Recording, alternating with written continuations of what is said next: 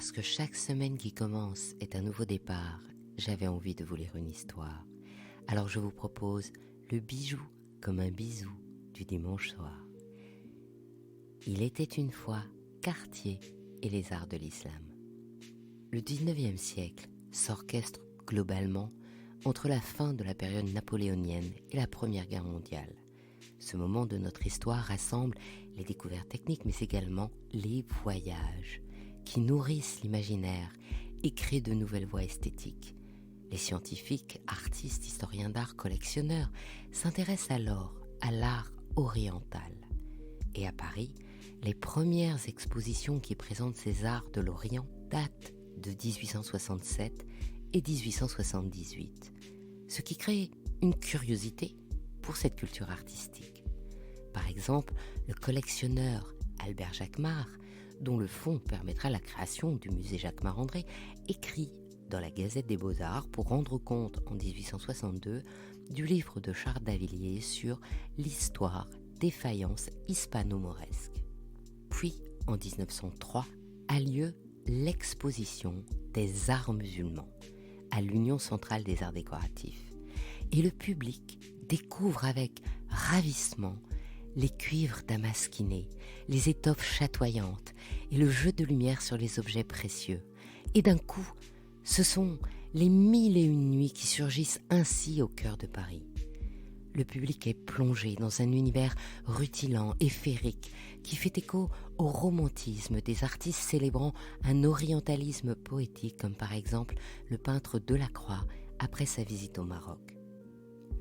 En 1907, c'est la convention entre la Grande-Bretagne et la Russie impériale qui définit les sphères d'influence de ces deux puissances sur la Perse, l'Afghanistan et le Tibet. Cet accord, ratifié sans informer les pays concernés, provoquera des bouleversements politiques et sociaux dont l'une des conséquences sera l'éclatement de la Perse. De plus, l'Iran connaît une révolution entre 1905 et 1911. Alors se développe un nouveau commerce des antiquités venues d'Iran qui envahit le marché parisien. L'engouement pour cette esthétique orientale déclenche de nouvelles passions chez les collectionneurs. C'est ainsi que Louis Cartier, le petit-fils du fondateur de la maison de joaillerie, se prend de passion pour les miniatures persanes et mongoles ainsi que pour les reliures. En 1909, le spectacle Scheherazade, produit au théâtre des Champs-Élysées par les ballets russes, provoque un électrochoc culturel. Joseph-Charles Mardrus traduit les 1001 nuits que l'on s'arrache quant au spectacle. Il éblouit et choque tout à la fois le microcosme parisien. La sensualité du danseur Nijinsky à demi nu scandalise et inspire. Les couleurs violentes révulsent les bien-pensants et influencent durablement les artistes. Dans la mode, les turbans et les pantalons bouffants s'imposent dans les créations du couturier Paul Poiret. En joaillerie, le bracelet porté en haut du bras qui s'inspire des basubans indiens devient un best-seller. Et Cartier, qui présente dès 1904 un bandeau en diamant et platine dont le décor ajouré rappelle les Moucharabiev, se met à créer des aigrettes diamantées. Et puis, changement de décor.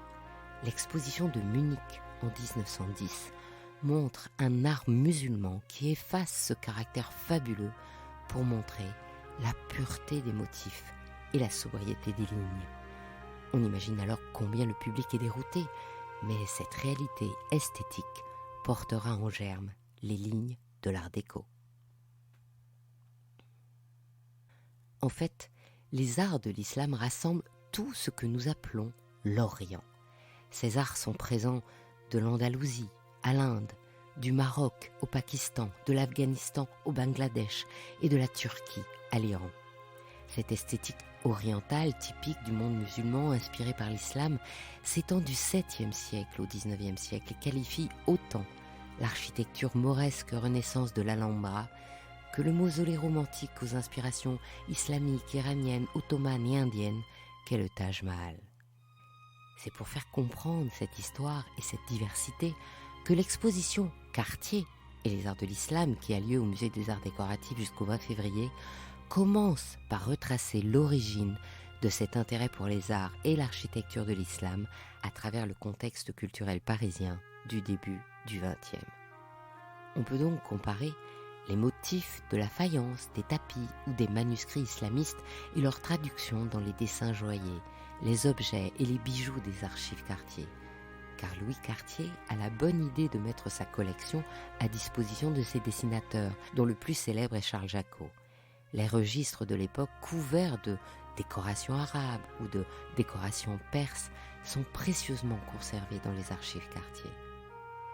On peut vraiment se rendre compte de toutes les étapes de la création quand on voit dans une vitrine le manuscrit à la calligraphie arabe présenté juste à côté de plusieurs dessins qui déclinent le motif, le réinterprètent et précèdent le bracelet, le collier ou même le fermoir du sac du soir.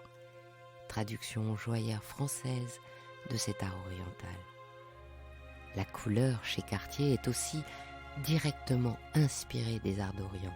Louis Cartier est le premier à imaginer le célèbre décor de Pan, où il combine le bleu du saphir et le vert de l'émeraude dans une même parure. Cette gamme chromatique est totalement différente des bijoux de l'époque qui étaient monochromes, en diamant. L'inspiration de Louis Cartier proviendrait des faïences marocaines et il peaufine cette révolution colorimétrique en mêlant aux pierres précieuses les pierres dures, le lapis lazuli d'Afghanistan, le jade de Chine et la turquoise des mines d'Iran. En 1911, cette révolution de la couleur se double du travail de la matière, sous l'impulsion de Jacques, le plus jeune des frères Cartier, responsable de la succursale londonienne. La reine Alexandra d'Angleterre lui demande de transformer des joyaux de la collection royale en bijoux indiens pour les porter avec des robes que lui a offert Lady Mary Curson, l'épouse du vice-roi des Indes.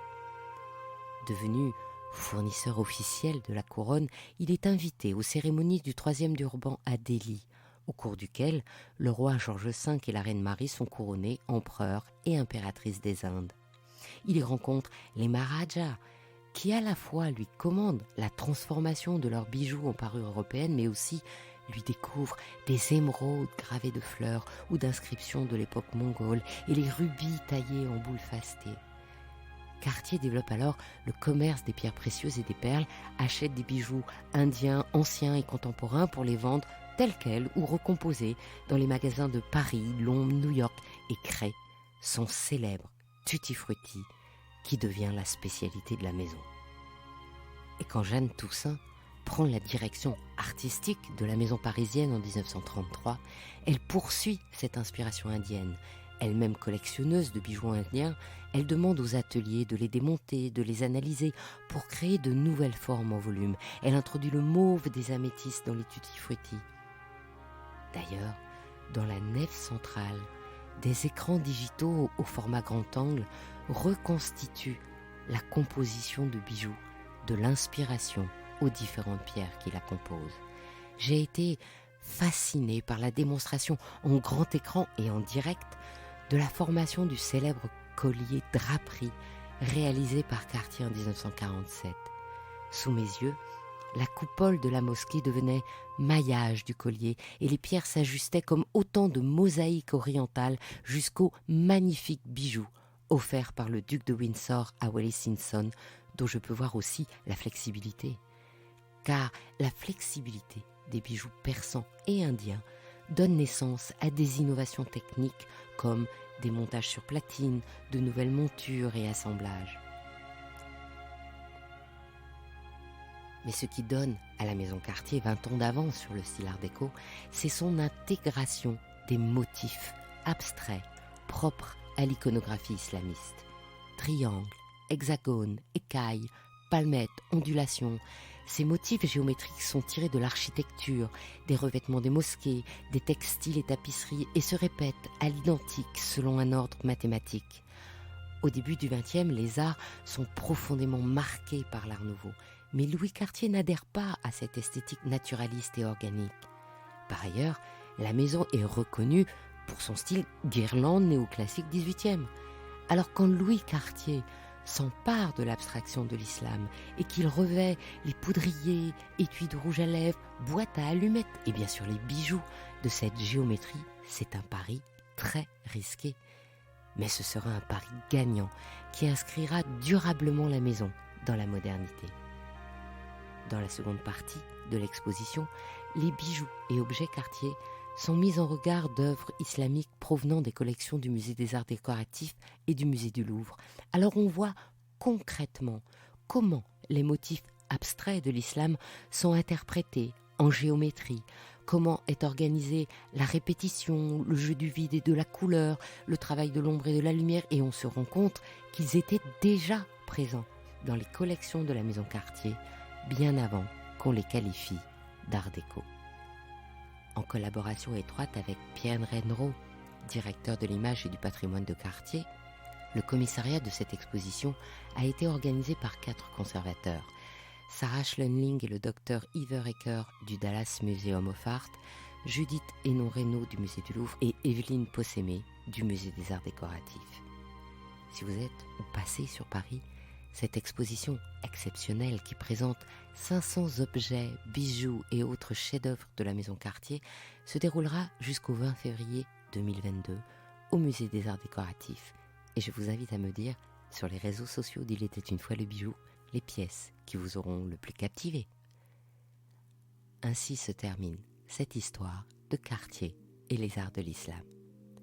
Je suis Anne Desmarais de Jotan et je donne une voix aux bijoux chaque dimanche. Et si vous aussi vous avez envie de faire parler vos bijoux et votre maison, je serai ravie de vous accompagner pour réaliser votre podcast de marque ou vous accueillir en partenaire dans mes podcasts natifs. Le podcast Il était une fois le bijou est en pleine préparation de son nouveau thème et je brûle d'impatience de vous le dévoiler, mais il faudra attendre encore un peu. Notre prochain rendez-vous sur le podcast Brillante sera le 19 décembre et je recevrai Muriel Piazeur, la fondatrice du salon et de la plateforme Precious Room by Muriel Piazeur. Et je vous retrouverai sur ce podcast, Le bijou comme un bisou, la semaine prochaine. Pour ne manquer aucun de nos rendez-vous du dimanche autour du bijou, abonnez-vous à chacun de ces 3 podcasts sur votre plateforme d'écoute préférée et encouragez-moi en partageant l'épisode sur vos réseaux sociaux. Si vous êtes sur Apple Podcast ou YouTube, mettez de jolis commentaires, c'est ce qui permet de référencer les podcasts. À dimanche pour votre prochaine histoire de bijoux.